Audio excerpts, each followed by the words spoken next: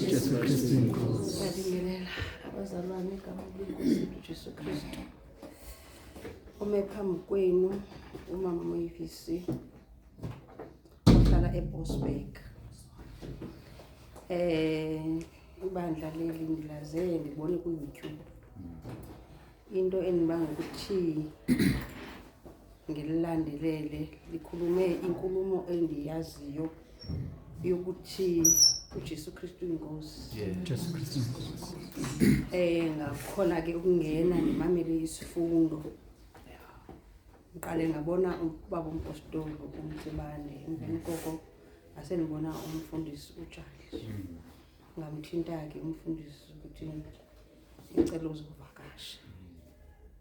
Ngivakashile ke bazalwane. Kodwa ke uNkulunkulu uyazi ukuthi yini endikutholayo. Kakhulu umphefumulo wami womile amanzi olizwi kaNkulunkulu. Angisho ukuthi alikho la ngikhona. Kodwa kunama version awahlukile ekuchazeni izizwi. Nasesikolweni sakhona ababefunda ustandard grade, khona abafunda higher grade.